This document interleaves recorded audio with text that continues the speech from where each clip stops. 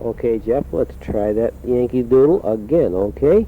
Yankee Doodle with doodle, riding on a pony, like a bird in Santa, and gonna make a wonky. This is episode 25 of 1F Jeff. 25 is the hinge number, the threshold between who you were and who you're becoming. It's the square of 5, which numerology treats as chaos, freedom, restlessness, curiosity.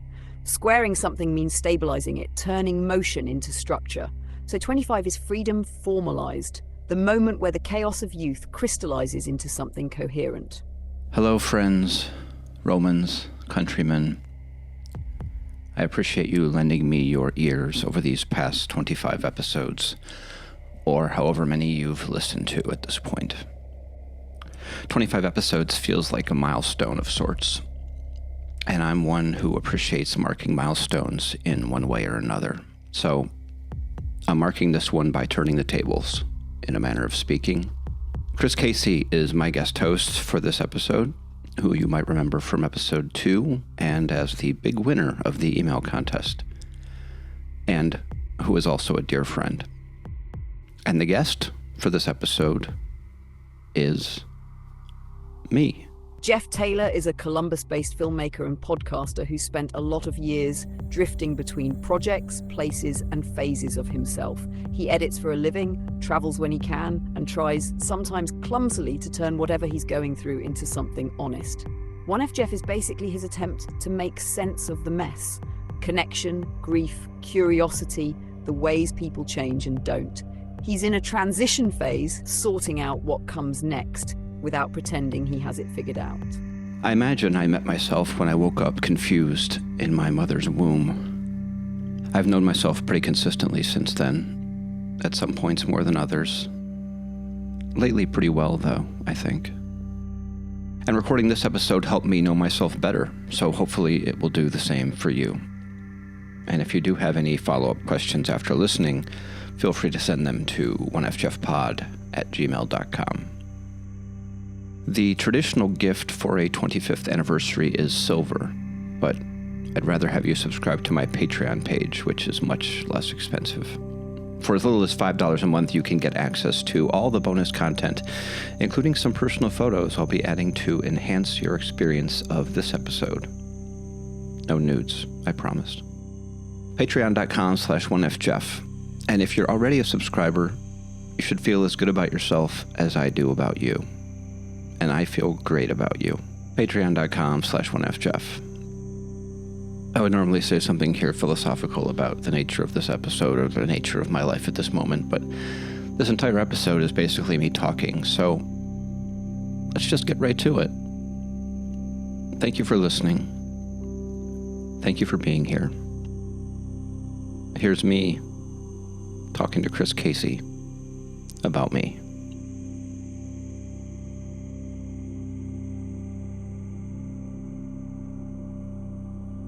Me, mama. Yeah, that's good. Toast. Testing.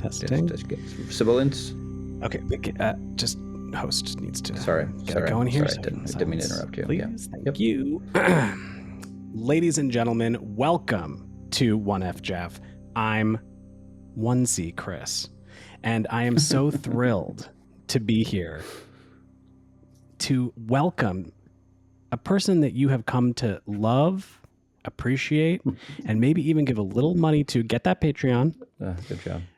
He's the host of this very podcast, which is celebrating today its 25th episode. And then you insert little children cheering sound effect right there. No, I'm not talking about Bing Bong. I'm talking about Jeff Taylor. Bing Bong's been fired, by the way. I haven't actually talked about that yet, but he's actually been let go. Oh, well, that's an awkward way to discover Yeah, that. I know, but my audience is going to have to find out one way or another, and I just haven't put together the episode to announce it. I felt too bad about it because I feel like the audience has become attached to him, and but he was just toxic. He's just a toxic personality. And listen, there's ongoing litigation, so we really can't get into the specifics of the termination. But suffice it to say, we wish him well. I do not wish him well. Okay. Jeff Taylor, everybody. That's me. I'm oddly nervous to be interviewed on my own podcast, I'll be honest. I get that. Right. So let's start from the beginning then. You grew up in Cleveland, Ohio. I was born in Cleveland in Fairview General Hospital, 1973. And you already had a sister. You have an older sister, is that right? Yeah, she's 3 years older. She was born in 1970. She's here this weekend as well. My sister Allison. What's the occasion? Why are you guys there? Family clam bake. It's a Cleveland thing, actually. It's a strange phenomenon. Actually, I've been looking into it because usually clam bakes are in New England, Right. because it's the ocean and there's clams there. Right. There's no clams in Lake Erie. But how it ended up coming here was during the 1800s, apparently. Cleveland was a pretty booming town at the time. And the trains were running right through Cleveland. So the trains would come from New England and bring New Englanders to Cleveland. And I guess they decided to just start doing clam bakes here. Is it like around this time of year that Yeah, happens? it's an October thing. Yeah. That's interesting. Yeah, I have memories of like when I was a kid, like standing in like the garage and got this like the steaming pot of clams and yeah. I don't like clams though, so. Oh, well, so you grew up in Cleveland in basically Westlake. the 80s. Westlake, Essentially. Ohio, yeah, Westlake, suburb of Ohio. Is that a Cleveland. suburb? Yeah, okay. Yeah, it's the suburb of suburbs. I'm picturing a very kind of like cul-de-sac kind of like you can go out and play in the neighborhood with the kids, ride bikes kind of thing. Is that the vibe we're talking about? It's like you're sitting here. There's a cul-de-sac like right around the corner from my mom's house. Like I can see it from the window. And yeah, we used to play. There was a bunch of kids my age in the neighborhood back in the day. So yeah, we'd play baseball in the cul-de-sac. We'd ride bikes all over the neighborhood. We'd play Nintendo in the basements of friends' houses. And yeah, it was looking back, it was pretty idyllic, actually.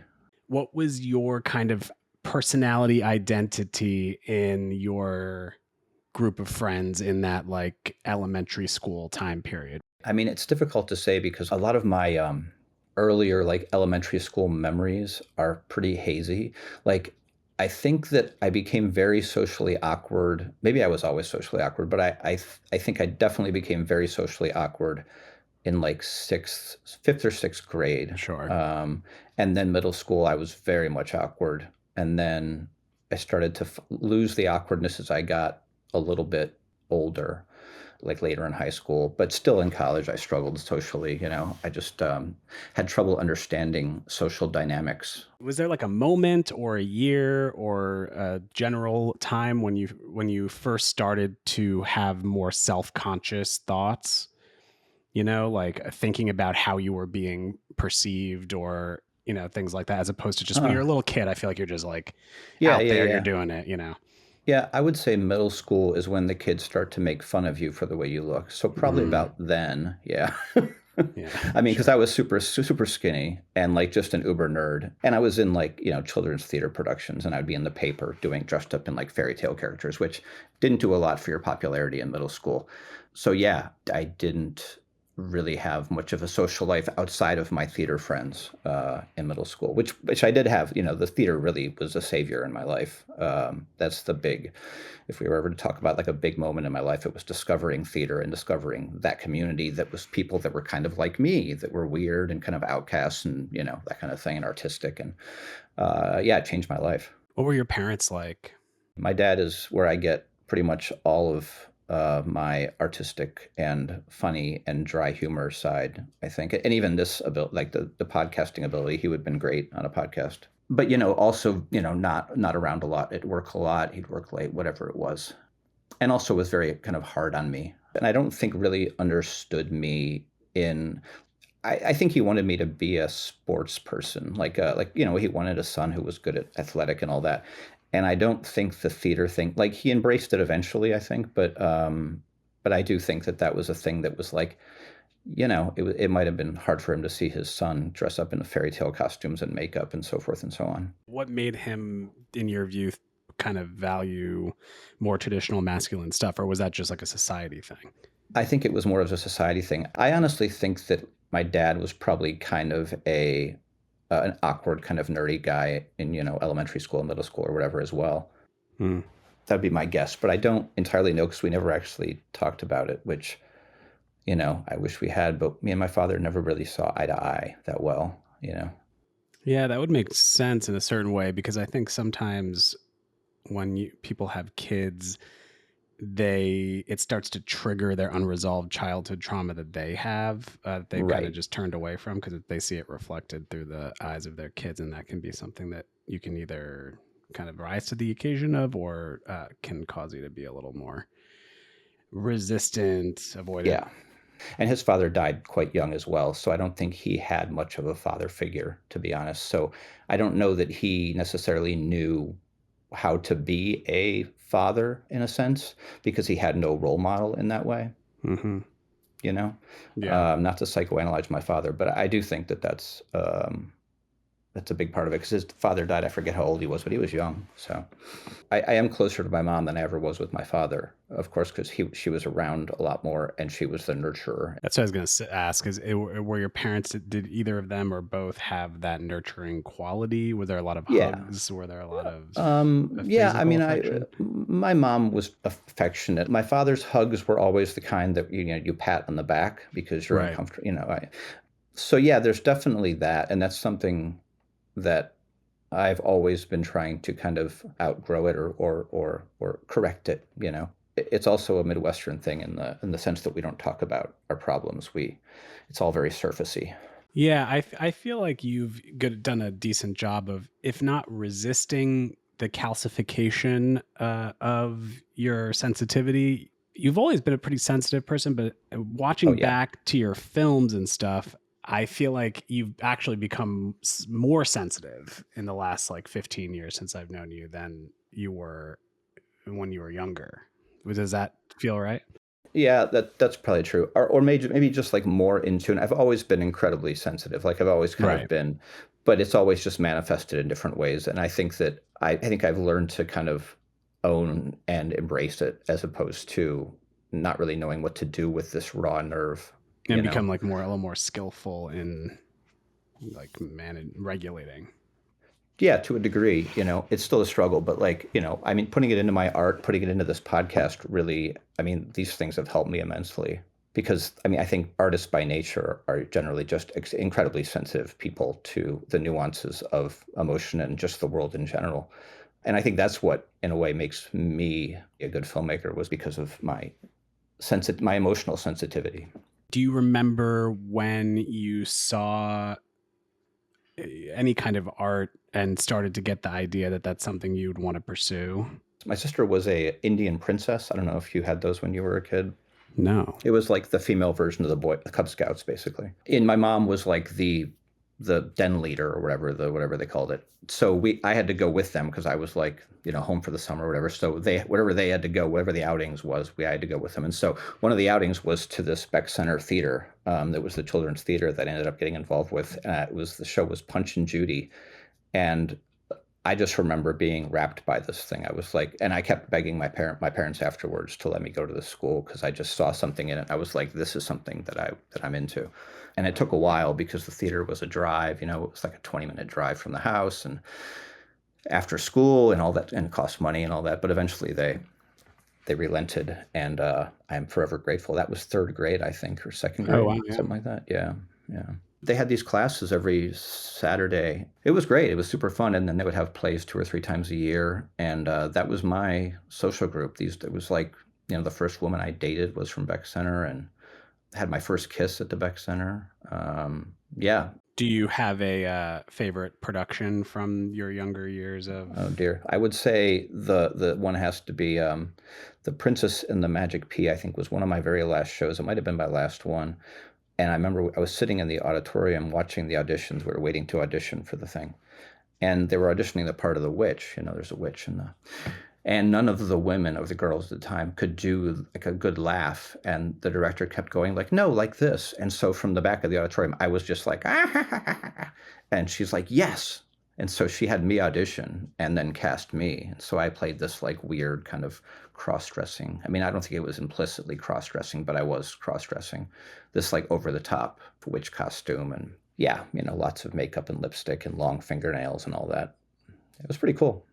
And so this theater was not part of your school. It was a separate program. So you didn't really have those kids to hang out with at school. There were a few that went there from the school, but not very many. So yeah, mostly it was like a separate thing. Like after school, when we'd have like a play going on, I'd leave school and then go straight to like rehearsal for like 2 or 3 hours. Yeah. 2 or 3 times a week, and then every Saturday we had the thing. So it was a lot of time with this other group of people. Some of the people I met in Beck Center are still dear friends, which is nice. Were you religious? Was there any religion for your family? For sure, I was raised Catholic, but like I never liked it or was into it. Did you go I to always, church? yeah, I had to go to church, and I didn't like going to church. I found it very boring. I Oh, was confirmed. I had to do First Communion and all that, do you and confess? Do you have to do your first I had to do. confession? I've done that. Yeah. What was that like? How old were you? I don't remember. It's all Really? vague memories. I remember Father Callahan. You had to go into the booth, and you had to say what you did. I don't know. You swore or something, and then they give you like a penance. So you have to go out and like pray the Hail Mary 10 times or something like that. Yeah. Ooga booga or whatever. And then one time when I was able to drive, my parents would let me drive to church. So oftentimes I would ditch. I would not go to church. I would just go to the record store, which is kind of my second home. And it worked out fine until one time my sister needed the car. My mom or dad needed the car to drive her back to college. I forget the whole story. But they went to the parking lot at the church and they couldn't find the car. And then they found me at the record store and I got grounded and had to walk home. And Wait, yeah, your parents insisted you go to church, but they didn't go? they went at a different time. My dad didn't go to church. My mom went to church. My dad was not a religious man. My mom was raised Catholic, so that was what she did. Interesting. Yeah. The record store, that's very high fidelity of you. I can. Yeah, we had the best record store in the Cleveland area here in Westlake called My Generation for many years, and it used to be right down the street, so I could like bike there, but Ugh. it moved a little bit further away, and now it's of course closed because But yeah, it was awesome. I would spend like hours there just going through the CDs and the tapes and all that kind of thing. Your use of music is one of my favorite aspects of you as a filmmaker. Your kind of ear for music and how you put it together. So I'm curious where that comes from. Yeah, it definitely comes from I was really into music I've always been into music. I used to sit and listen to the radio and like with my tape deck and like request a song that I wanted to hear so I could just have it on tape and listen to it over and over again. Because like back then, that was the only way that you could really, unless you went out and bought the whole album, which I couldn't afford. So Yeah. Where did you go to college? Because I know you went to graduate school in Savannah, but I don't right. actually know where you went undergrad. I went to Ohio University in Athens, Ohio. Was there for 6 years. I am not a doctor. I wish I had been a better student and taken more advantage of all the opportunities that college presents you with as a young person that you don't get as an older person. But I partied quite a bit. Did you dormed there? Did you do a fraternity, or what was college life like? I dormed for the first couple years, and then I think first 2 years, and then you were allowed to live off campus. So then I lived off campus With in who? a bunch of different places. Well, one place was this like hippie house. I was friends with a lot of hippies. It was kind of a hippie school, really, and lived with these was it 3 women in this house that was kind of falling apart. And there were bees that lived in my bedroom, and I got stung in the middle of the night because there was like a bee's nest in the roof of my bedroom. That was fun. Hmm. And but yeah, that was Regularly fun. or once? I think that only happened the one time. Uh-huh. Yeah, if it happened regularly, I probably wouldn't have. I probably would have said Right. something. But and then at one point, I lived in. It was tricky because I was struggling socially then. Like I had friends in college, but I was still like not entirely. I always had just I don't know how to put it, but I was always very. I was always just awkward socially and never, it was always a self-esteem thing, I think. I think that's really probably the heart of it is the self-esteem thing is I never had self-esteem and I was always very neurotic. So I was always questioning people's true friendship toward me and so forth, not outwardly, but in my head, So yeah.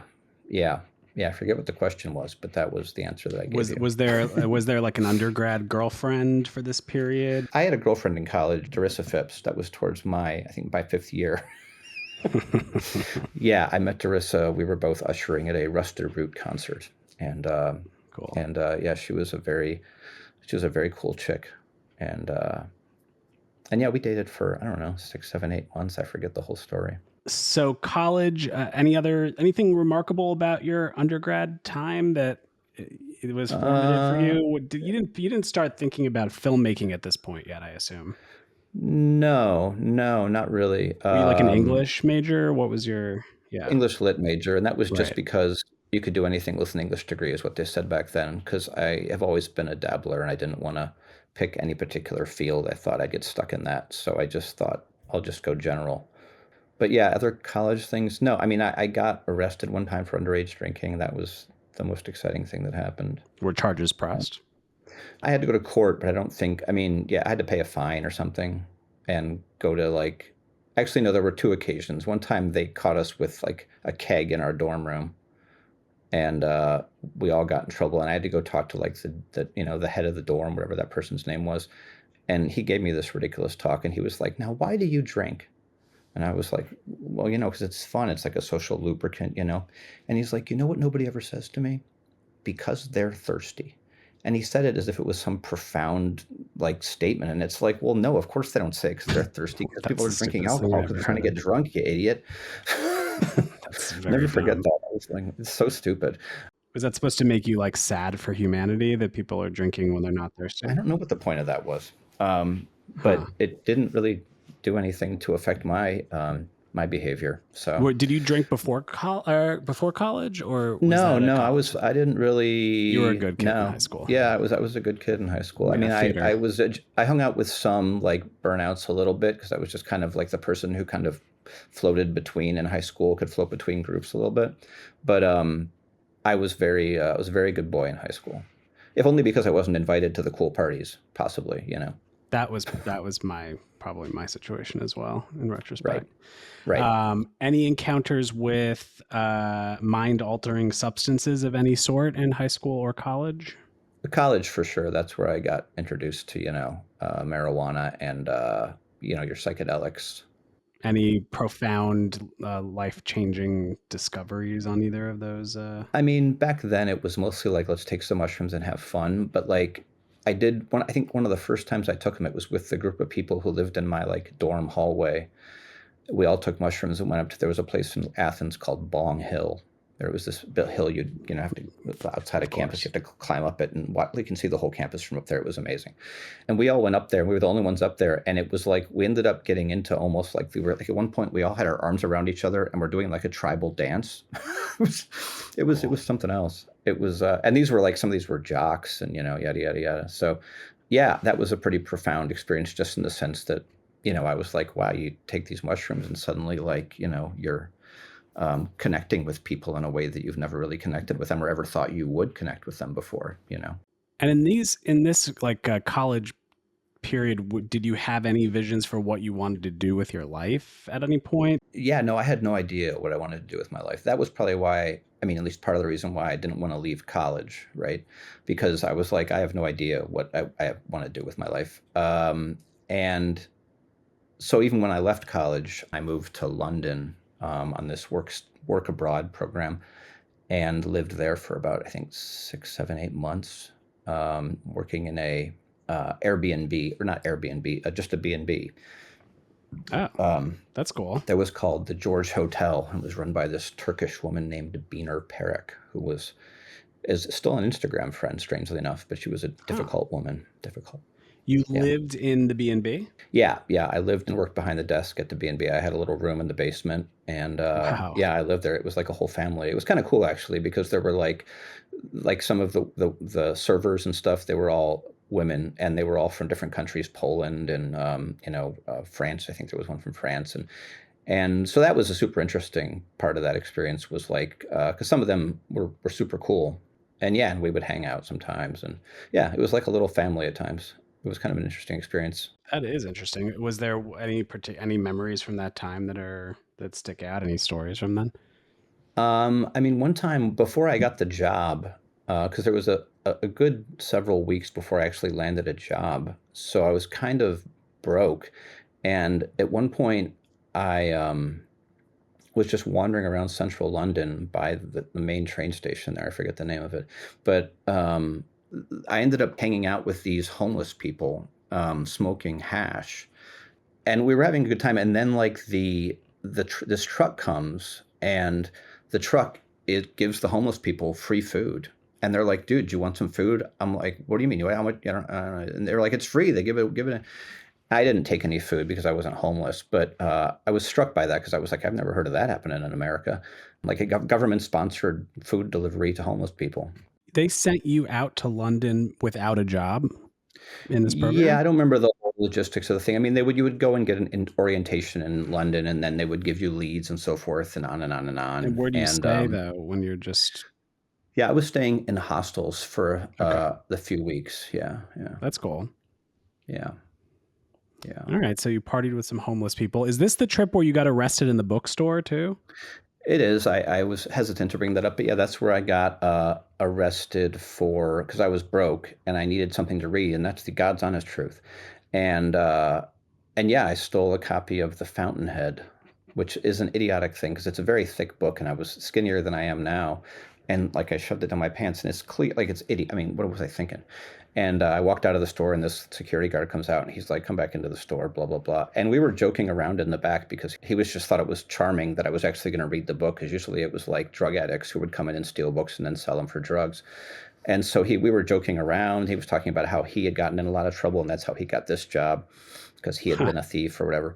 And then I ended up getting a ride in a British police, the Bobby car on the wrong side of the street, and the police officers were asking me all about America and American baseball and stuff. It was all a very friendly encounter. And then I spent about 2 hours in a jail cell, and they gave me a newspaper and stuff. And then I had to appear before, like, I don't know, the magistrate or something, the guy's wearing the wig and everything. And he sits down with me and he goes, well, it looks like we got ourselves a international book thief on our hands. Like, it was all kind of ridiculous. And yeah, he let me go. He had to go through all the stuff in my bag, but there was nothing. Yeah. No, so. to be a petty thief in London is a very kind of auspicious tradition. It's like very Charles Dickens. Yeah. That was what I was going for, Chris, is a Dickensian. Yes. It didn't feel Dickensian at the time, but I read the whole book and I still have the copy. I ended up having to pay for the book, so I just charged it. But I understand. So you were broke except for a credit card. Sure, but yeah. All right, well, that's cool. So then you're done with London. You come back to the U.S. When does Korea happen? I come back to the U.S. and I got a job at Kinko's near my parents' house. Still didn't really know what I wanted to do. Still pretty aimless, and living at home. Living at home for that period, yeah. And sometimes taking the bus to Kinko's. It was actually fun working at Kinko's. I was a color copy expert, and I had to wear the apron and everything. Original Kinko's was fun when it first started, before it was FedEx. Yeah, I'd often work late at night, and and actually tangent, but like I went back there about, it must have been 5 or 10 years ago to get some like family pictures printed before the holidays, like blown up. And one of the guys that I worked with was still working there. Oh. And that made me a little sad. 10 years ago? Yeah, it's about 10 years ago. Yeah. Wow. And this was years later. Yeah. Did he recognize you? Oh yeah. Oh, We wow. talked for a bit. It was awkward because it was like, I don't know. It felt awkward to me because he's still working there, Sure. I don't know how awkward it felt for him. But yeah, anyway, worked at Kinko's and made a lot of calendars for people. I worked late a lot. I worked at night, like, till midnight or whatever we closed. I think maybe we might have been open 24 hours, actually. Yeah, I think some of the original Kinko's were. And then you got all the randos coming in. We'd had a guy come in who would bring in this male stripper who would come in, and he would just give us, to print out his flyers, he would just give us these like crumpled up singles. Wow. It was just like, dude, can't you at least try to make them look like they weren't like stuck in your underwear at some point? But no, he didn't do that. That's funny. But yeah, I printed all sorts of free calendars and made a lot of T-shirts there when we were bored. So, yeah. And then when does the idea of doing work abroad in Korea start to enter your mind? Well, I got involved in Second City Cleveland. That's a big part of the story in a way. Okay. So that's happening first. Well, I quit the job at Kinko's after about 8 months, and then found a job. I waited tables for a while at Houlihan's. I was not great at that. Didn't care for it. And then I got a job working at a law publishing firm and hated that. I was editing law books, which is as bad as it sounds, truly. But it was a real job, which made my parents happy. It was like a legit, corporate, blah, blah, blah. Yeah. And during that period was when Second City Cleveland was coming. And I'd always known about Second City because I'd always loved improv stuff. So I got involved with them and was taking the classes and met a lot of people through there, met a girlfriend through there. And yeah, I was involved in that for the entire, however long. I think it was about a 3 or 4 year period that it lasted. But those were good times. Those were like highlights of that period of my life. Was like the Second City stuff was fun because you're hanging around with funny people all the time. I wasn't on the main stage, but my girlfriend ended up getting on the main stage, which was tricky. But yeah, I kind of like was the house manager. So I kind of, not the house manager, but I kind of like was in charge of, where everybody was seating and everything. It wasn't a very important job, but I just wanted to be there. And yeah, there was a lot of partying that would go on afterwards, and that was the fun part. I met Fred Willard, actually. Yeah, Fred Willard and Tina Fey came to the opening of the theater, which was cool. Oh wow! Was Second City? I guess at that point there was the generation of Second City to SNL pipeline had happened, right? Absolutely, yeah, for sure. So it was in its real heyday at that time. Yeah, and they were planning to expand to a lot of places. Is this early 2000s? This had been, some about there, yeah. And they were going to expand to Vegas, I think, too, and LA. I don't know if that theater still exists, but they were expanding a lot, and it was becoming kind of homogenized, honestly. Yeah. Like, what I loved about Second City, at least during the early days, it was like revolutionary in a way. It was like this whole new form of theater, and it just kind of became a packaged commodity in a way, if that makes sense. Yeah, I mean that's what happens with these things. It was Second City, and then it was what was Amy Poehler's theater? Upright Citizens. Upright Citizens Brigade. Yeah, that kind of took over for Second City in terms of the feeder operation for SNL. Yeah, there's a lot of them in Chicago too. That all like Annoyance Theater and all these that are all the pipeline because Chicago is still the mecca for improv comedy, I think. Yeah, that's cool. Yeah, there are a lot of good life lessons in improv too. Mm-hmm.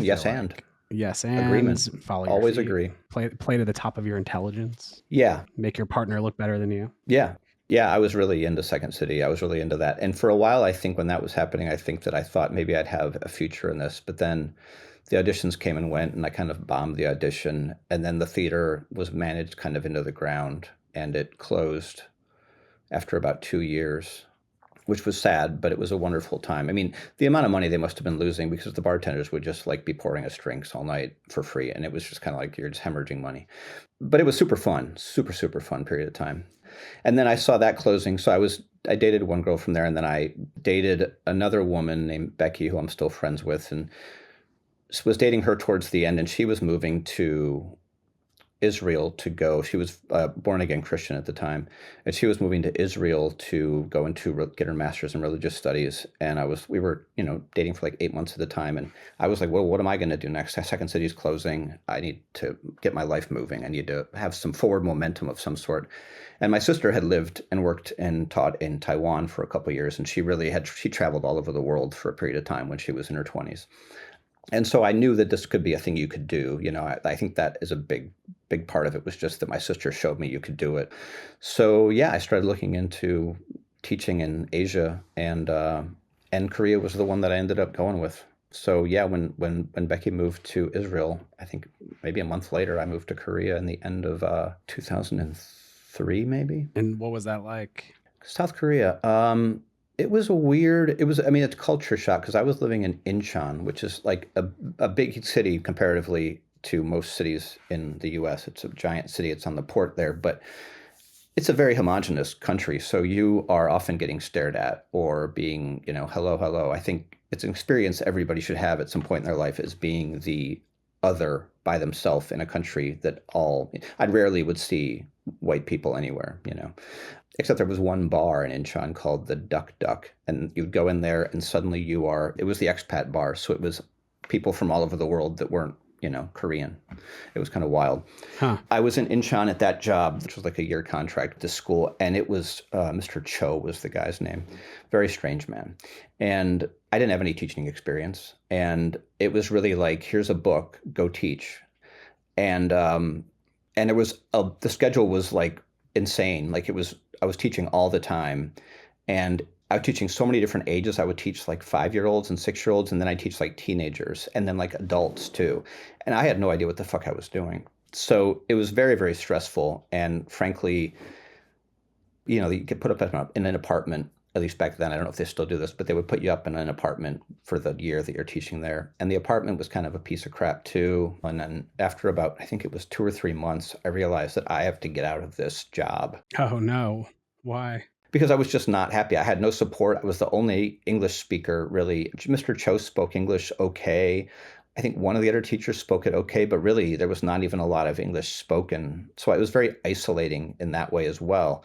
And like, I just didn't have any guidance at all. And I just hated it. I mean, that was the end of it. I just felt alone and very isolated. And so then I met some other people who were teaching and told them about what it was like at my school. And they were telling me about what it was like at their schools. And I realized, oh, this is bad.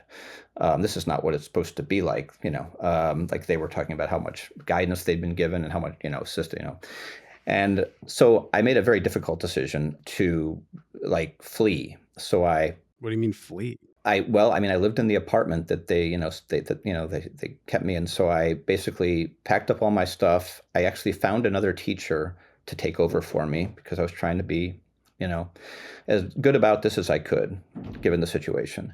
And then I just like cleaned the apartment and sent that teacher to school instead of me one day. And then I stayed with the friends of mine actually in their house. In their apartment, because they had an extra room in their apartment. I stayed with them people for you met there? Yeah, for like 2 or 3 weeks, and that was super fun. Morella and Joe from Australia, we had a good time together. And then I flew to Thailand to get because the game was you could get a tourist visa and then teach illegally and make a lot more money in Seoul. So I went to Thailand. I planned to go just for a couple days to get a tourist visa, but like I ended up staying for like 2 weeks because it was incredibly cheap, and I got a cabana on the beach on the islands down in the south of Thailand. It was beautiful. Had a great time, and then came back and moved to Seoul and found a place to live in Seoul. And slowly but surely started finding like private students to teach in different kind of schools. Like I would teach part-time at one school and then have some private students and stuff, and had a much better time, frankly, because there were a lot more expats there. Not that I didn't want to meet Koreans, but it was difficult because they spoke Korean a lot of the time. So, and I didn't speak very good Korean. Like I could read it, but I could, And then, I was in Seoul for, I don't know, about a year and a half, teaching different kinds of schools. And the funny thing is, at the very end of my time there, I knew I had to leave because it was like, you can't stay there too long. It's a very easy life. And at the very end, I was like, I knew I had to leave, but I got the best job that I'd had the entire time I'd been in Korea. Like it was this amazing school, this like very expensive school.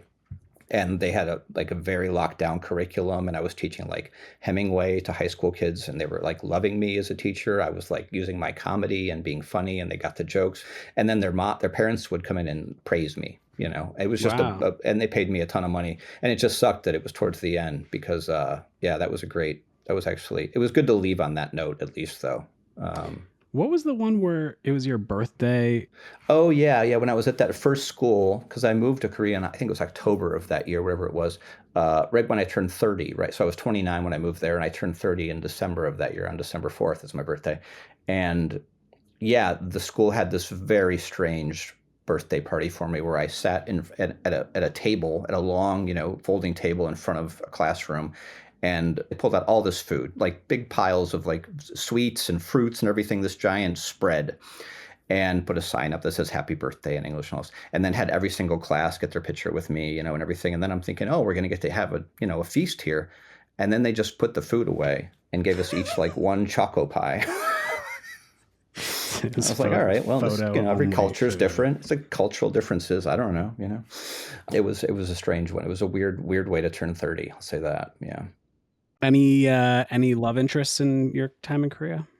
No, not any Korean women. I kind of, I don't know if it was intentional or not, but it just seemed complicated to date Korean women, and I didn't even know how to really approach. I'm still pretty awkward at this age, and my self-confidence is not all that great in that arena. But I did meet. It was about 3 or 4 months before I was about to leave. I went to the DMZ tour. You can go to the demilitarized zone. I have been on that tour. And you can like walk into you can like basically step in North Korea. It's an amazing tour. Anyway, met this woman on that trip, Lauren. Lauren, what was her last name? She doesn't talk to me anymore, and I don't blame her. Lauren Varney, that was her name. And she was a beautiful, beautiful woman. And we just hit it off on this trip and just started being very flirty. And then we went out to dinner. and had honestly one of the most romantic dates. Like I think we had Thai food.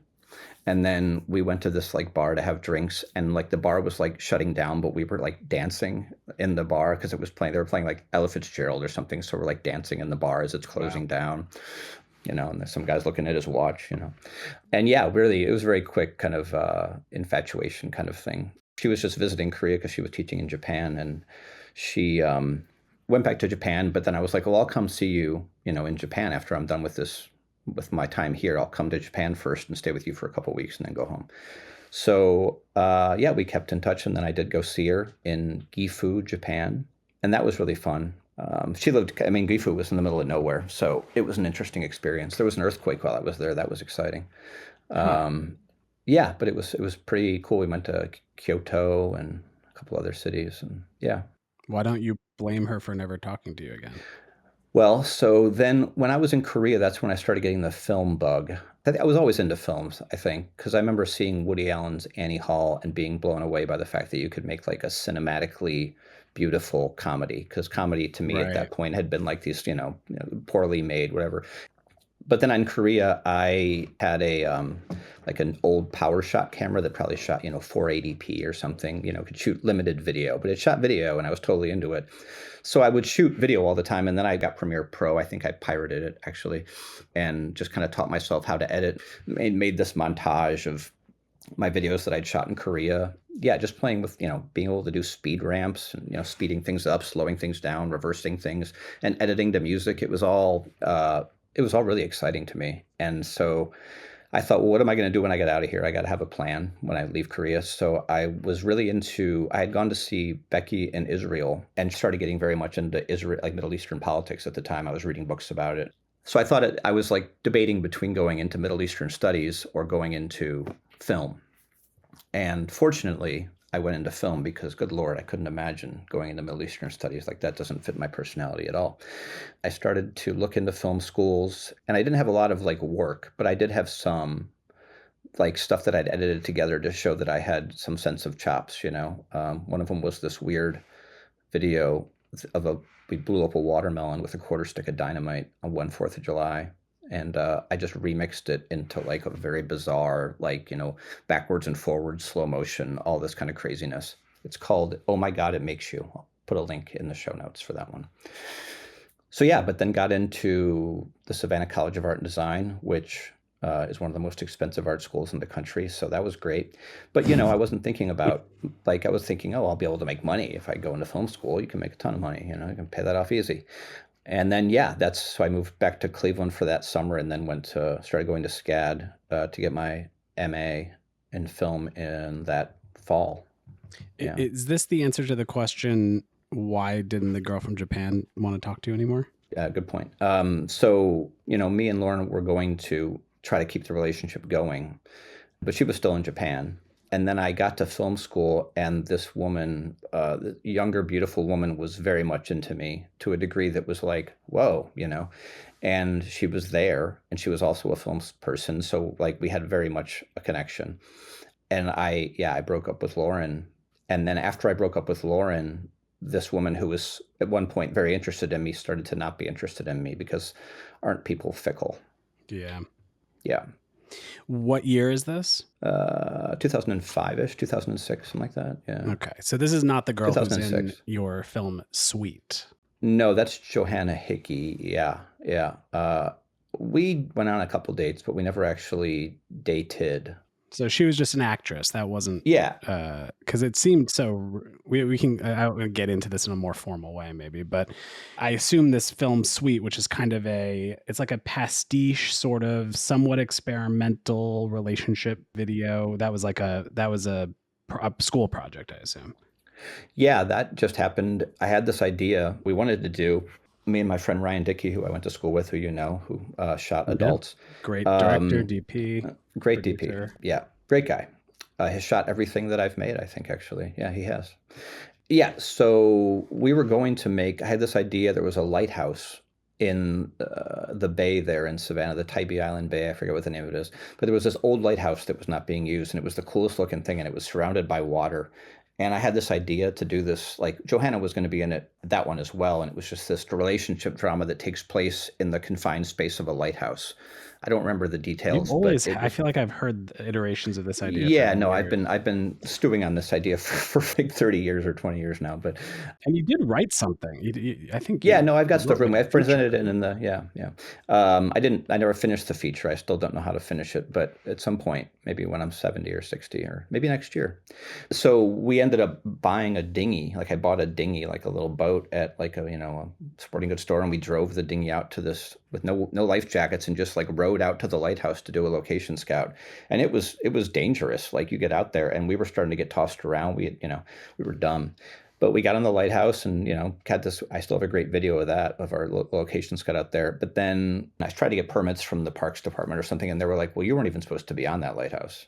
So we didn't get permits. And I had I think a week to finish this project. So I was like, all right, pivoting, which was a revelation in a way, because it was like, you'll film us walking around at magic hour. I'll do this thing in this bar. We'll bring the camera to the bar and we'll reenact this. And it just kind of came together. And I was really happy with how that came out, actually, for being as slapdash as it was. It has a vibe to it. What was the assignment? It was just a directing final. Oh, okay, so you could just do whatever you wanted. Kind of, yeah. I think I emailed the professor and was like, hey, can I pivot because we can't get the lighthouse? And he's like, oh, yeah. Got an A. So how do we get to Coverage, which I would say feels like your first kind of serious short film? Is that fair to say? Yeah. That was like my thesis film. So it had, I wanted it to be good. That was like what I was going to come out with, Yeah. And just to describe Coverage just briefly. Coverage is a movie about a man who becomes sexually obsessed with 9/11 footage. It's a relationship drama, but 9/11 happens, and then the relationship kind of begins to unravel because he gets this addiction to 9/11 footage. Yeah, which is interesting because, I hadn't seen it in years, and I went back and rewatched it. And I feel like I had your description of the movie in my head more than the movie itself. And I was surprised at my experience rewatching it, because it's not, I think when you describe it the way you do, it kind of comes off as if it's like this a little bit silly, maybe absurdist kind of a thing. Right. But the reality is that this is a guy who's numb, who's not able to be intimate or get, aroused before 9/11. And it's kind of, I think watching it through the lens, even, I think I first watched it maybe 10 years ago when we first met. And then watching it again, where society is now, the hyper stimulative nature of media and that's it's cool. It puts it in a new context in a certain way. There was a William Burroughs quote that I was always thinking about when I was making that. It was something about the repetition and impact of image creates sexual arousal or something like that. And I was always struck by that. And then there's like films like Crash, like Cronenberg's Crash, which was about people fetishizing car crashes. That was also kind of a loose influence there. And yeah, it's a human drama. I'm proud of that film. It's a great. And the fact that I actually got it made was the amazing part, because the school didn't really want to have anything to do with it, although we did use some of their gear. But I had one professor, Mike Nolan, who was a really strange, cool guy. I really liked him. And he was the one who was like, this is the film you have to make, Jeff. And I'm so grateful, because I had some other ideas for films that I was going to make, and they were all kind of lame. And he's like, this is the interesting one. And he was right. He was totally right. Was that film shot in Savannah or in New York? Yeah, we rented a house and then rented a bunch of furniture from Rent-A-Center, and it was a house that was on the market.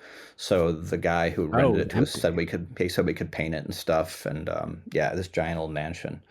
And that's the only location. That was kind of my one thing that I wanted to do, was to have a thing I could shoot on one location, just to keep it simple. Yeah. The performances are really strong, and there's some very strong imagery. I mean, the shooting style, I feel like is your style that you kind of stuck with for Coverage, and to a certain extent into adults. Honestly, that's Ryan Dickey. I mean, it's me and Ryan Dickey, but we always kind of understood each other, and he kind of just got what I liked. The image, not to spoil it, but the image of towards the end when Michael is very kind of furiously masturbating with the headphones on, and that is one of the maybe one of the more disturbing cinematic Yeah, images Yeah. I've seen in with the rag in his mouth, the sock in his mouth. Yeah. Was that part of the script, the sock in his mouth, or is that? I don't remember if that was on. We figured that out then or not. That was a big collaboration. This auteur theory thing with filmmaking, it's all bullshit because filmmaking is the most collaborative thing, and any of my films, they wouldn't have been nearly as good had I not embraced collaboration. I feel like I did because like I would even meet with Michael and Laura, the actor and actress, every day before we shot, and we'd rewrite parts of the script just based on what we'd already shot and how it had been different because there was some improv in there, and it was really a fun process. Do you want to get into your collaboration with Michael at all? Yeah, we met in the theater school. Right. Yeah, in like fourth grade maybe, and then remained friends during college, even though he went to Juilliard and I was at OU. And then went to Russia together. Went on it was my first international trip when I was in undergrad. We got a grant together to go to Russia, a fellowship. And then, when it came time to do my thesis film, he was the only person I really thought of being in it. I was like, of course, I want Michael to be in it. And then he had found Laura, who was the female actress in that, and she was, I think, excited about it too, because it's it's an interesting idea. If you're wanting to do edgy stuff, like it was certainly edgy, right? She was great. She was. I mean, he was great, but she really. The bedroom scene in particular, when she's like admitting it to him, that was a tough one to get because it was like it's such a weird thing to even be talking about. But I feel like they brought a humanity to it. The capacity to stay grounded in the reality of that situation would have made or break that thing because it could have gone so south. Without those performances. And then there is some comedy in it, which I thought was like, there's a great, that great line. If you don't fuck me right now, then the terrorists are going to win. That's crowd pleaser. But it wasn't like a joke. It was a joke for each other in the world of the movie, even more than it was for the audience, which made it almost, when I was watching it, made it feel almost like sweet. Yeah. He came down from New York for that? I flew them both in from New York and had them in a hotel and all that. And I did start dating Laura before we started shooting that film. And that really upset him for some reason. He claimed it was because he thought it was going to screw up the film or something. And I was like, it's not going to do that. But you had met her through him and she was in New York? She was in New York. I think the first time we met, we had dinner together. Me and Laura and Michael had dinner, and it was clear that night that like me and Laura had a thing for each other. Yeah. So coverage went well. And then I moved to New York, moved in with Laura there. Oh, and then, wow. I didn't know that. Yeah. I moved in with Laura in Hell's Kitchen. She had an apartment. And me and Michael were still very good friends. And we're still, I edited a film that he had made called Gold Star, Ohio, which actually has the guy who's the big famous guy now, who's in everything. He was in the Star Wars. What's his name? Oh, Adam Driver. And I remember editing him. And there was like one scene with him, and I was like, I didn't know who this guy was at the time. He was not well known at all. And I was like, this guy's got something. And I was right. And then we both went through a breakup because Laura ended up, kind of cheating on me on a set. And then we were sitting and drinking wine in a bar in Brooklyn and came up with the idea for After You Left because he'd gotten dumped as well. Oh, interesting. So Laura was the dumping that inspired After You Left? It was Laura and his getting dumped as well. It was a double dump, the double D. And so we were in a bar just talking about what we're going to do with these sadness. And so we thought, let's just try to make a movie. And we started writing down like a loose outline and wanted to do it improvised. We were going to shoot a feature, but just started shooting stuff randomly and never ended up finishing the thing to make a feature, but I just kind of edited together what we had and made it the best thing I could. And it got into one festival that had given me an award in the year before, so I think it was kind of a gimme. And everybody loved it there, but then didn't get into anything because I submitted it to a ton of stuff. And I'd only submitted it to Sundance because I had submitted coverage to Sundance, and you could submit for free if you submitted before. Oh, okay. And so I submitted it, and then in Thanksgiving of that year, 2010, that was. I was alone on Thanksgiving in my apartment and got a phone call saying that, got into Sundance Film Festival, which, at the time felt like, I immediately called Michael, and it was a real beautiful moment, honestly, because it was like we'd been friends for years and now we had started to be creative friends together again. And ended up, finding a little piece of magic there for $500. Wow. So, we went to Sundance, brought a lot of the cast with us. Super fun. It's a director's festival though, so I got a lot of the attention, and I don't think he cared for that in a way. I got invited to all the parties and stuff, and then afterwards we got back and yeah, we were trying to deal with like the money stuff and paying people back and dealing with all that. And like I was totally unemployed at the time, so I had to buy like an asthma inhaler. So I knew I took some of the money out to buy an inhaler so that I could continue to live. And he accused me of stealing the money and ended our friendship, yeah, over that. And I'm not sure if stealing the money was actually the thing or if there was something else. It still sticks with me, but yeah, and then he would send me these crazy emails suggesting we make competing versions because I was meeting with all these, production companies at the time, and they were all asking for like a feature length version, which was our plan, was to make a feature. We'd already started writing it, and he was a co-producer, so I couldn't do anything. Couldn't go Right. forward with it, and he Right. wouldn't let me go forward with it. And he would suggest like, why don't we do competing versions of it and see whose is better? And it was just like, what, dude? What are we even talking about? It really, like, my heart. That was one of the most difficult things I went through in my life was losing Michael as a friend because he was like my best friend in New York, Yeah. and we were working together on this production company. We were doing all these things, and then we got into Sundance, and then the world opened up, and like he snapped it shut. You know, Yeah, it's weird. It feels like you guys that, his career doesn't appear to have really moved much. no, and I really just don't understand why you would like. Collaboration is difficult, right? There's going to be arguments. There's going to be difficult things, right? And I'm not saying that I'm innocent here. Like I was not probably an easy person to work with at times. I tried to be as, I mean, who knows? I can't see myself from back then, but the way he portrayed me was as if I had been just this kind of exploiting all this acting work and all this stuff just to get what I wanted. And I was like, I don't understand how you're even saying that. Like, Well, that's all about what people are their own stories or right, that they're sure, bringing to the table. of course, but it's hard at the time to get it because I could understand, just not wanting to be my friend anymore. I mean, that would still have been hard, but to not want to be my friend and to basically throw away Sundance with that was Yeah. that was like he must really fucking hate me. Or there's some fear of success in a certain way. I mean, I think it feels like a self-sabotaging. Or as I came to find out, he was a little bit bipolar or something because I ended up meeting one of his girlfriend who he was dating when we went to Sundance, and she told me a whole nother side of the story that I was like, oh, all right, this all makes sense now. Like he has anger issues. He was like kind of stalking her a little bit and blah, blah, blah, blah, blah. It was an enlightening story. Right. Well, who Yeah. knows? But there are a lot of bipolar people who are still successful actors in Hollywood. Right, So but at least shine some light on some of like the aggressive and anger issues that came out of nowhere.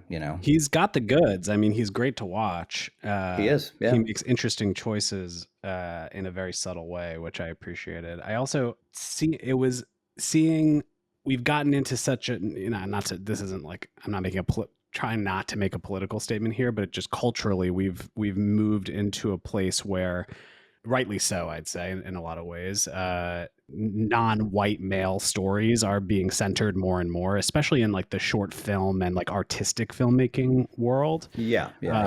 And to see a movie, that was just like about male intimacy and friendship and the way that it shows up and the way it doesn't show up and all that, it like really warmed my heart, to be honest, in a way that it's been a while since I felt that way since I've seen myself portrayed on screen. There's a scene with him, and I think it's him and Garrett up on the roof, where he talks about just trying to cry. Yeah. And that experience, and that really resonated with me a lot now, because I'm also older. I was 10 years ago that I first saw Right. that. You're the age that I was when I made that film. Yeah. It's it holds up. It does. But it's a double-edged sword on that one because Bittersweet. Yeah. bittersweet. But yeah. So when did you join the Brooklyn Filmmakers Collective? Because that's where we met. That's where we met. That was probably the year or two after Sundance, because they'd always been on my radar, but I thought, well, I got into Sundance, so I can probably get in now. Because at the time, it was big. Like when I got in there was a lot of applications. I don't know what it's like now, but at the time, it was definitely like a fairly elite organization, like a collective that people wanted to be involved in. Yeah. I think I joined in 2012, maybe. That was probably about the time that I got in. Yeah. Yeah. I remember you like in the group, but it wasn't until you brought in, I think it was just an audio recording that you had done with Garrett. There were little videos. We had made like a test thing with Garrett and Nick as well in my house. Remember, I'm playing the accordion and Oh, singing that's that right. song. Yeah. It's not Yeah. my fault. It's not my fault. It's not my fault. Right. Which I watched recently, and they're still funny. Yeah, maybe I'll put links to those in the show notes too. But yeah, I just shot some random stuff in my apartment with some friends, and cut it together and played it just to see what people thought, if they thought it was funny or if anything was there. And you came up to me afterwards and you were like, "Hey, I loved that," and Yeah. that you wanted to produce it. And I was like, "Yeah, great." Yeah, but I just remember seeing it and I was like, this is great. It's like there was something to it. And yeah, and then I remember having that first meeting with, I think Garrett joined. No, at we first your- met at a coffee house. We sat outside a coffee okay. house and talked. And I remember thinking, I didn't know you that well, and we just started talking. And I was like, "This guy I like." Like I remember thinking that I liked you right away. And Yeah, same. yeah, we have a very similar way of kind of seeing the world, I think, and I think we have the same sense of humor in a lot of ways, Yeah. and I think that we just connected right away. And I just want to say, Chris, like you brought so much to that project, particularly in that character you played, which is one of the most prescient characters I've ever had in any film. Talking I about know. Bitcoin 10 years ago. I mean, I Jesus know. Christ. If only I had taken that Um, character's advice. I know, right? That's the funny thing. I was thinking the same thing when I was rewatching that. It was like, if only I'd Yeah. remember it. But yeah, that was a fun project to work on in spite of the issues that we had at times. And Yeah, you know, we got in some fights in my- that project. For and I had a few sure. I had some temper tantrums and so forth. But Yes, I but, didn't. you I know, was not yet as zen at handling my own emotions. no, neither of us were, right? And And it was, in retrospect, all of those disagreements were all from wanting everything to be the best possible thing. You know what I mean? course, they I always think are, the yeah. discouragement that is almost inevitable in the filmmaking process when you start bringing things together and you're like, oh man, this is not what I thought it was going to be. And then you get over that and you find you just are with it for what it is, which especially with an improvised thing, yeah, you have to that was the hard part. Yeah, you have to let that original vision die so you can rediscover what it is with the material that you've got, which is and that you can fall in love with that too, which is what ultimately happened. But I think there was that moment in between where I was feeling so discouraged for whatever reason. I don't even remember why. Yeah, no, I went through a lot of emotions during that shoot. I realized early on that I was like, I should not be directing and trying to star in an improvised thing of any sort. But no, you got it together. You did it. I mean, I think it worked out. And then the editing thing took like 2 years, which was the biggest struggle. Like, I thought that since After You Left was somewhat easier. It wasn't that difficult to find the edit there. I mean, I spent a lot of time on it, but it wasn't nearly as hard. But I think it was also because it was kind of smaller. Like there wasn't as much footage, I don't think. There was also a lot of plot machination in Adults, whereas with Coverage, it was a very it could be about it. Yeah, a reflection of vignettes, and it kind of was like a poem more. And Adults was not really a poem. It was story based, much more of a story. Yeah, and I think we were trying to do what Curb Your Enthusiasm does and follow their template of where do we need to get by the end of this scene in order for the story to make sense. Yeah, to a degree. I mean, that's what you have to do with improv in general, right? I mean, yeah, my recommendation since that project for people has been to not do improvisation, because I worked with on another film recently where she was very committed to wanting to do improv, and she was also directing and writing and starring and all of the things. And I feel like especially actors who are used to having lines, like it's hard for them to relax into a character when they don't know. Yes. For sure. They also have to think about writing it at the same time, it's you're asking a lot. And I think that was part of the reason that I was like, because like, who was I going to find to act in that if not me? Yeah, right? No. But also that story kind of was born out of the dynamic that me and Garrett had in real life. Yeah, so yeah. That was also a big part of it. Yeah. That was a big part of it for sure. I mean, he's such a unique on-screen presence. He I think brings such a weird, interesting thing to that whole series. Yeah, performer. Yeah. In a great way. Yeah. And his wife is fabulous as well, Jen. I haven't talked to him in years. Yeah. You do have a way of losing of what, Chris? Collaborators. Yeah, that's hard to hear, but I mean, it's true though. But I don't think in Garrett's case I did anything wrong. I think Garrett was talking about not wanting to be in acting at all for a lot of that film. He was on a lot of meds at the time, and I think that because he's literally bipolar. Yeah, that might be it. You might be kind of working with a lot, a lot of bipolar people. But yeah, I mean, I don't think that one had anything to do with, because they moved to upstate New Well, York. the and he's teaching implication now or of me something. saying that was not to put the blame on your lap. I know, but it makes me feel bad. Yeah, I'm sure, understandable. Yeah. But it is an interesting kind of like a little bit of a. But No, it's that not. I don't too. think it's so uncommon though. I think being in a creative field where it's this combination of vulnerability and, to a certain extent, competition, and you put everything out there and there's expectations, and as an actor you have control but you don't have control. It's like, I think it's just a difficult dynamic, and there's a reason that most people who are in film, they become a family on the film set and they love each other and then they never talk again. Like that's very common. Yeah, and I mean the funny thing about that is that Garrett was I met Garrett because of Michael and After You Left. Right. And then after the fallout with Michael, I didn't communicate with like any of the people that I had been friends with through him, except for like Nick. And then I just ran into Garrett at a coffee house in Park Slope, and we just started talking. And we started talking like we talk in the show, and we're like, "This is funny. We should make something." And then that's how it kind of happened. So yeah, the show really is that dynamic. However you describe that chemistry between the two of you is really the foundational adults. Yeah, it's funny stuff. Yeah, we had a funny dynamic. I miss the guy. Yeah, me too. All right, well, so that's the film career so far for the most part. And then you left New York after that. A couple of years later, 2018. Which is still I'm still sad about. I know you've had a whole life. Yeah, you were. I mean, 10 years was enough for me. I think maybe when you get to be in your mid-40s, you might be ready to go too. Maybe. I mean, of course, my leaving was because I had no work, and like that was the story of a lot of my life in New York, was that I just consistent work consistently eluded me, and that last year I was there, I just nothing was coming, and I really lived off of Bitcoin for a lot of that year. It was kind of amazing, and debt. I ended up getting I had a job that was paying me a fortune. It was like $800, $900 an hour or a day or something like that. But of course, I wasn't taking it out of my taxes or paying quarterly. So I got a bill for like $25,000 in taxes, and I was like, "This is unsustainable." So I was like, "I got to get out of here." And I just started looking for jobs anywhere, and just one click apply on LinkedIn for Hollister in Columbus, and I already knew people in Columbus. And my dad was kind of getting a little bit sick at this point, so I thought, this is not the worst thing to happen.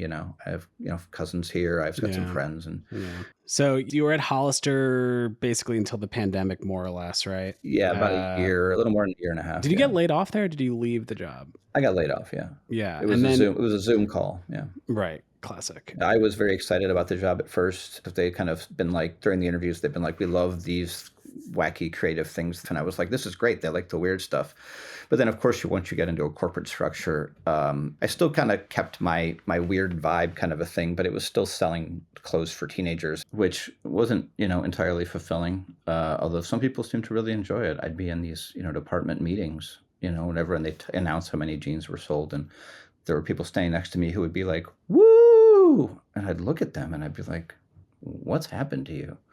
Like, you've got to be excited about something. I guess that's true. Everybody wants to be a team, a player, or part of a team, or whatever. But anyway, yeah. So looking back, it was great that I got let go, because I wasn't happy there. It was. I learned at that job that all organizations are inherently disorganized. That the idea of calling it an organization is an aspirational idea, as opposed to a realistic description of what these things are. Why don't you write a dissertation about it? Jesus. I should.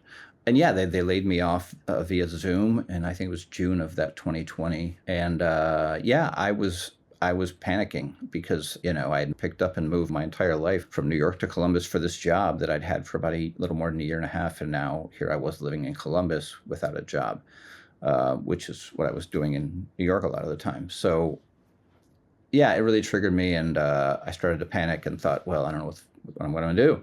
And then I don't know, it was a few weeks later, like 3 weeks later, a friend of mine from New York, my friend John, he texted me saying, "I know a dude who's looking for somebody to work for the Lincoln Project. Are you interested?" And I had already like weirdly made a bunch of weird Trump remixes because I don't know, I have some sort of a sickness.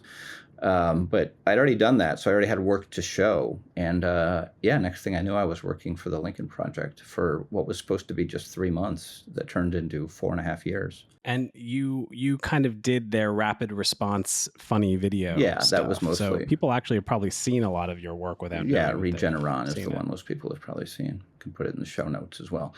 Yeah, I did a lot of the funny videos. Also some, dramatic ones too. It was a mix, especially in the few months I worked there before the 2020 election. It was a mixed bag of like funny videos and then some serious videos and on and on. But just rapid response, which means we're responding to the events of the day in a very quick video way. And the videos would it's the most high profile job I've ever had, I guess. Like I remember the first video I did for them, I finished it at like 3, and then I was driving up here to Cleveland, and I stopped at a rest area just to look at the numbers on like Twitter or something, and it had already gotten like 1 million views, and it was like, whoa, Yeah, that's bro.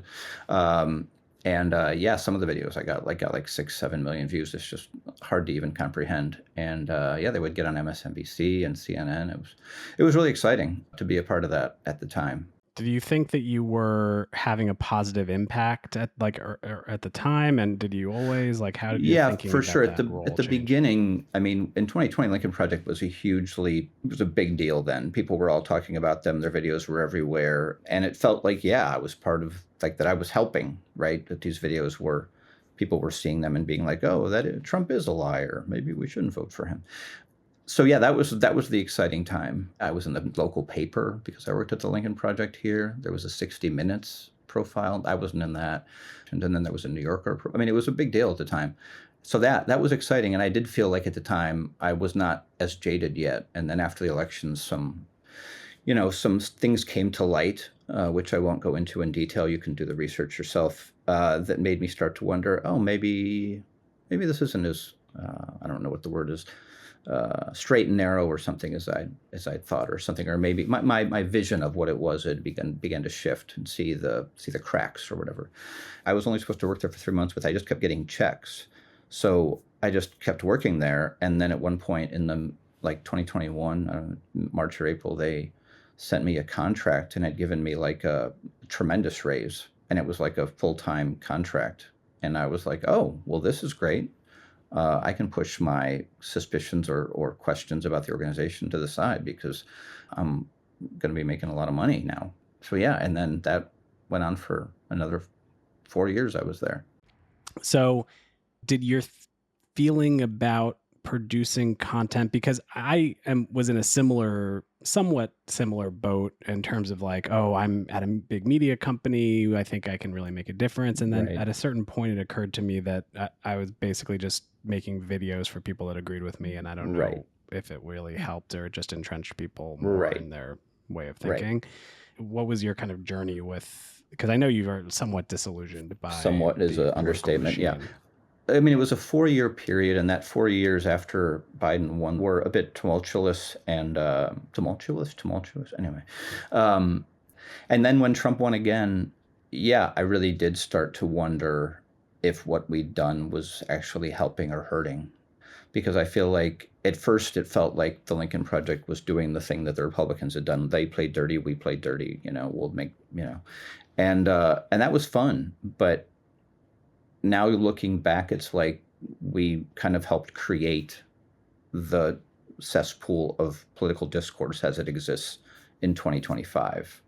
And then the way I was let go also made me feel I don't know, profoundly disposable, as if the work and energy I'd put into sticking with this organization through all the media issues that they had was basically just no. Do they still exist? Yeah, the they Lincoln still Project? do. I'm kind of in touch with a few What people. are they doing? There's no rapid response anymore. I'm not entirely sure what they're doing. They're doing the podcast still, of course. All right. So talk about that. They put me on the podcast to be the editor and producer of the podcast. I think it was earlier, mid 2024. Yeah. And I'd never edited or made a podcast, and their podcast was pretty big. And so that was fun. I was excited to do a different job, and I learned how to do it all. And a lot of, relatively famous guests. We had Michael Cohen, of course. We had the guy from Shark Tank. What's his name? Anyway, and it was fun. It was great. It was difficult because of certain personalities that I was working with. I knew a lot about podcasts. I knew what people liked about podcasts. So I was putting all my effort into this. I was like leaning into it. And then I started meeting like resistance, and I was just like, but it's getting more numbers now. It's doing better, but it didn't seem to matter. There were strong personalities involved, I suppose, is what I would put it. But I will say I appreciate it because it gave me experience in doing podcasting and learning how it's done. And I won a Webby Award because of that too, which I've never received, but I did win it. Oh, that's nice. Yeah. I stumbled upon a video on Lincoln Project's YouTube of two of the leaders and my friend who now produces the podcast doing a video about how they made the video that won the Webby Award, but like none of them had made it, and they didn't mention me once. So, but yeah, I got laid off in January of this year. So. And now talk about bringing this piece of media that we're currently talking on to life. I always had this idea for this podcast. I always had this idea of like, even we recorded some episodes years ago, me and you. And the idea was basically like, oh, I want to get to know friends that I've met like later in life about their whole lives. That was kind of my thought. It's turned into obviously something different than that, but that was kind of the initial gem of it. And then my nephew, Owen, came to visit me during his spring break this year. And, he's a teenager. He's, not the most talkative kid. We have a good time, but one night I was like, do you want to record a podcast? Because I have all this gear we can, And once I got the headphones on him and the microphone in front of him, he just started opening up in a way that he never had before. And it was like, bing, light bulb sound. And then I realized, there's something to podcast interviews that doesn't exist in real life talking. This experience of being forced to sit down and carry on a conversation and continue that conversation is an interesting one and a rewarding one in my mind, because like how often do you sit down and have an hour or two long conversation with somebody that just has to keep going, And it's been great because I realized when I started doing it, I was like, I needed a creative outlet quite badly because I haven't made any films for a long time, and it's been crazy rewarding. And also on the other side of that, there was a need for connection, in part because of COVID and working. I mean, I was working alone in my house for 4.5 years for the most part, and that that fucks you up, Yeah. And so as a kind of a side benefit from starting the podcast, it was like a way for me to like connect with people that some of them I knew well, some of them I didn't know well, and have, interesting conversations about their lives and about what's going on in the world right now and all these kind of things. So that's been kind of a little side gravy prize. And how has your experience been with the show so far? I mean, how has it evolved, and what are, how do you see it continuing to evolve? I mean, I believe in this podcast. I think that it has potential. I think that the biggest struggle that I've had is in defining it in terms that don't sound like every podcast, because really, ultimately, most of this has been conversations with people, which is what 90% of podcasts are, right? Conversations with people. How do I distinguish myself, I guess is the question. So yeah, I'm kind of just going with what feels like right. And that is cool because it's like, let's just throw whatever at the wall and see what sticks, right? How do you navigate the psychology of being a creative person in a world where, there's not like a national endowment for the arts that pays creatives to just sit around and be creative all day? Not well. That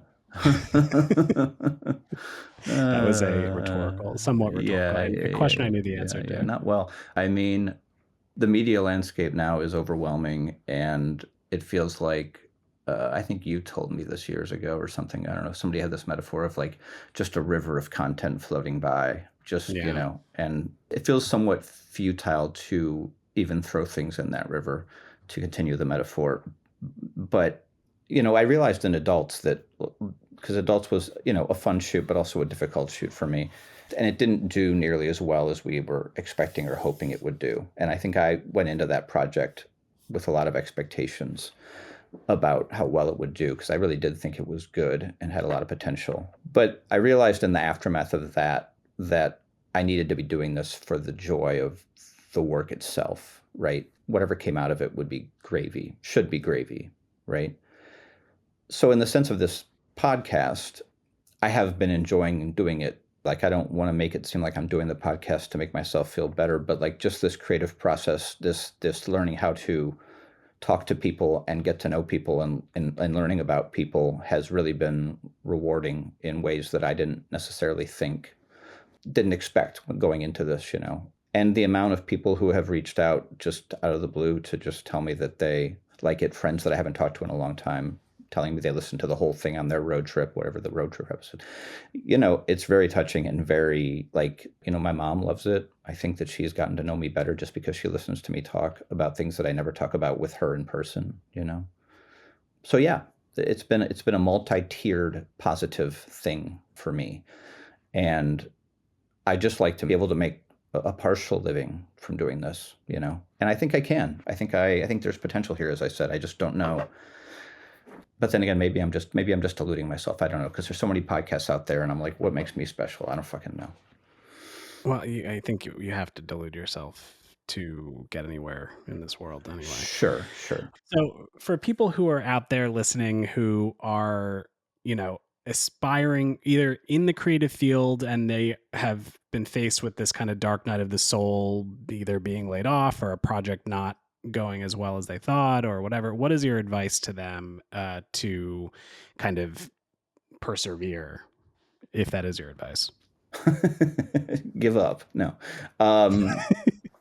I mean, More for me. The thing with the creative industry, I'm going to go on a tangent here, but it seems like the people with the least amount of talent are the ones that are the most persistent and good at getting themselves seen. And then the people who do actually do good work are the ones that are more neurotic and not self-assured, and they don't get their work out there because they don't have confidence in it or something like that. To answer the question, though, I would say, if you're really a creative, I would say, I guess you just got to keep doing it. But again, I'm so cynical about the whole film, particularly industry at this point, that I don't know that I would advise people to go into film unless they have a trust fund of some sort. It's difficult, particularly when, you make something personal project that doesn't do as well as you were hoping. And again, that brings me back to the finding the joy in the work itself. The money part is a whole nother part of the equation, which is the tricky part, right?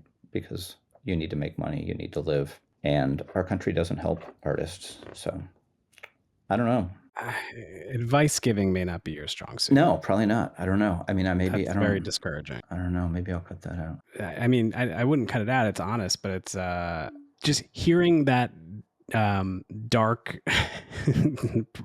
prognostication or advice makes me want to launch into my own advice, but this is not my podcast. Well, so. I don't think it's that dark, to be honest. I don't think that finding joy in the work itself is dark. There's two separate things here. We're talking about a career as a filmmaker, which I would say I wanted to be a film editor.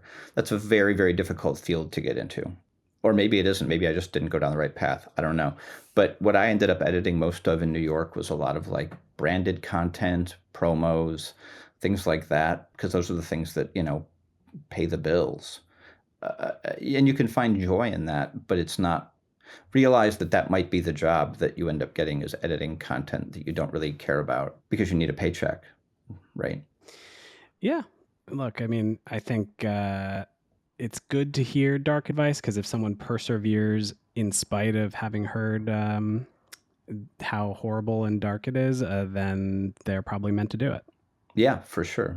But I'm a bad example. You're in my mind, a successful person who has navigated the industry quite well and seems to be doing quite well, being able to choose projects and so forth, which I am always in admiration of. So Well, it's like one thing that I will reflect this having looked as I witness your career and your creative output, even though you don't relate to yourself as being successful, I would say that you are a very successful like filmmaker. And that's a filmmaker and creative professional as well, because you've had multiple high level, high visibility paying jobs. And you've also had like pretty much nearest to the pinnacle of creative success that one can get, which is admission into Sundance. Right. So I think one thing to take away, kids that are listening to this, is that you can literally get to the very, very top of the mountain, and still, if you're not at the very, very peak, you can feel like you completely failed. So have some perspective, I'd say.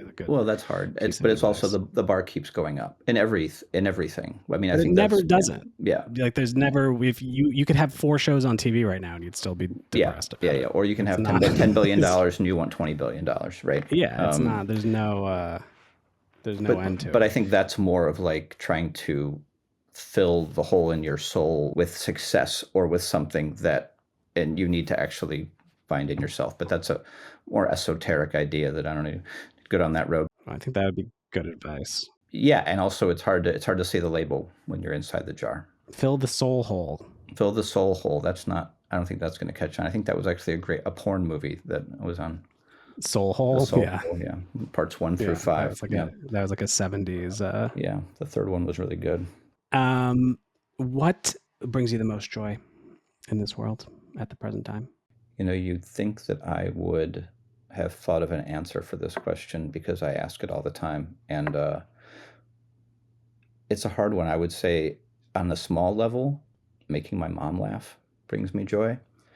Oh. On a bigger level, hearing from people, and I don't want to bring it back to the podcast, but really like, I hear from people, as I said, and how much they love it and how it makes them rethink how they're interacting with people and all these different things.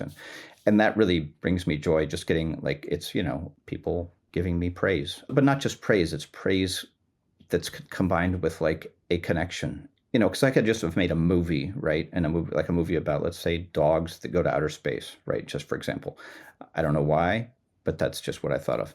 And people would be like, oh, I loved the Dogs to Outer Space movie. And that's it. This feels different. It feels meaningful because I am connecting with, the podcast has enabled me to reconnect with old friends, which it's all just magic, right? And on a level that it's been able to bring old friends back to me, and also this other level of, my mom listening to it, all these things. And that has brought me joy. Other things that bring me joy. Delicious food, traveling. This year has been a year of, frankly, like finding my joy. 2025 has been, because I took this mini retirement, has been honestly one of the best years of my life, because I think so at some point in the year, I was just kind of like, screw it. I'm just going to do the things that I've wanted to do for a while, and then I'll find a job later. So yeah, I mean, I traveled a ton this year. I've met a ton of people. I've done a lot of, thinking about myself, and I think it's a combination of factors, but I've never felt so much myself, I guess would be a good way of putting it, than I have in my whole life than I have like this year. I feel like I'm finally like understanding myself and actually starting to accept myself and my flaws and all these kind of things. So yeah, that has brought me joy as well.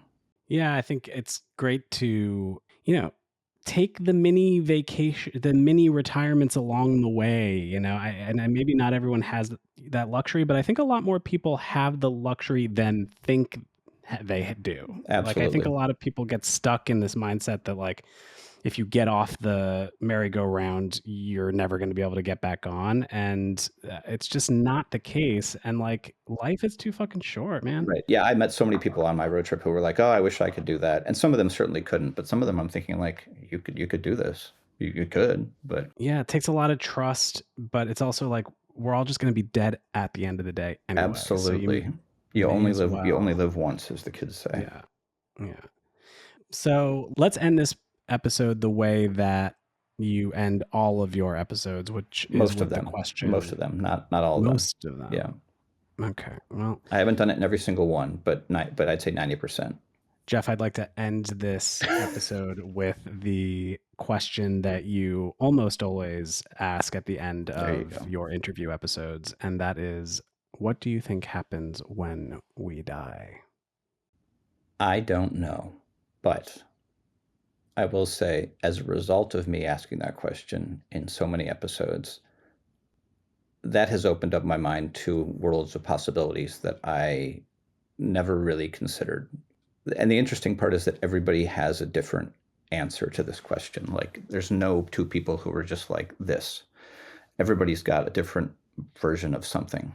And it's all fascinating because, to me, this is like one of the most interesting questions we can ask ourselves as conscious human beings, right? I would like to believe, and the older I get and the more I learn and the more the scientists learn, the more I begin to believe that this is not all that there is. Perhaps it's because I'm getting older and closer to the, the end of the rainbow or whatever, metaphor you'd like to use.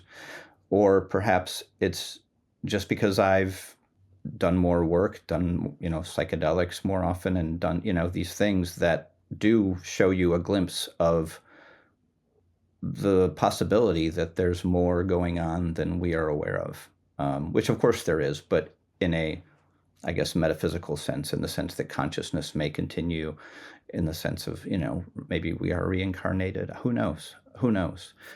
But I am a logical person, so it's difficult for me to fully embrace any of the ideas because logic tells me that we die and we get eaten by worms.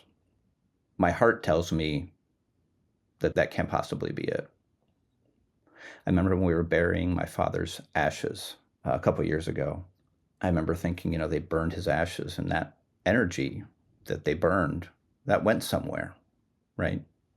Where did it go? Went into the sky, into smoke? I don't know.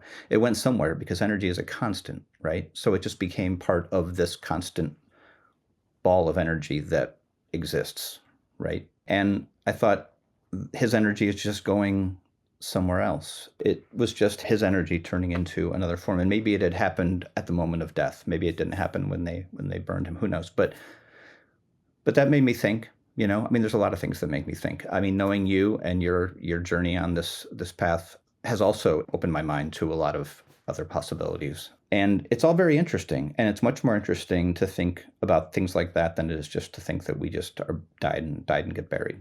And then that's it, because that terrifies me. I used to lie awake at night when I was younger, thinking about the fact that this is it. This is all we've got, this period, and then we're just gone. And it would keep me up at night. So that was young. This was when I was like a teenager, I think. It was crazy. You'd think I would do that more now than I did then, but no, I guess I'm more comfortable with the idea. It's good to get it out of the way young. Yeah. And I think I'm just more comfortable with the idea because, life is a long road.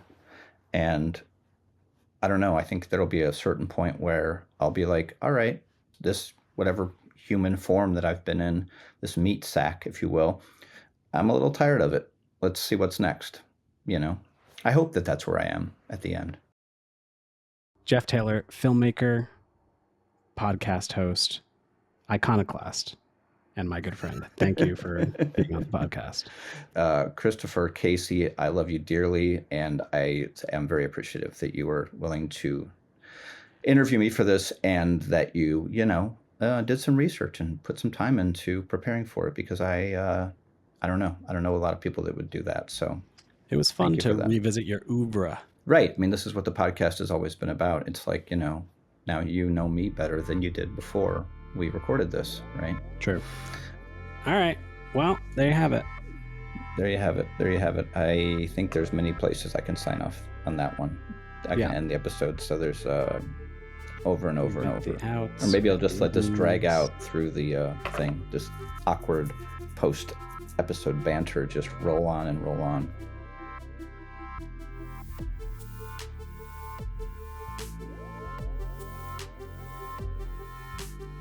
And that was me. But here I still am. Thank you again to Chris for taking over the hosting duties. You went above and beyond, and I truly appreciate it. This show is largely spreading through word of mouth, so if you yourself have a mouth, please tell someone else about it. Not about your mouth, but about the show, so it can continue to spread. And if you haven't already, please subscribe on whatever platform you're listening on, because that tells the mighty algorithms that this show is one to spread. There are links to all the films we talk about in the episode in the show notes, or you can just go to onefjeff.com and see everything, almost everything.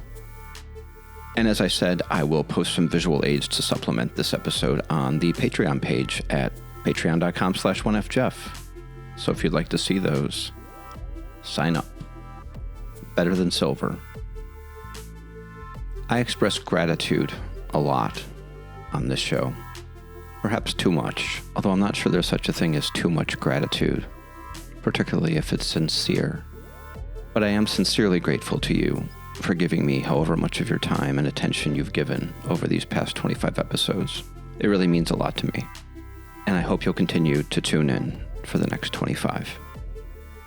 I'll leave you with another quote from Rumi that captures the essence of these last 25 episodes and of my year of 2025 better than I ever could. Your heart knows the way. Run in that direction. I'll see you soon. Very good, Jeffrey.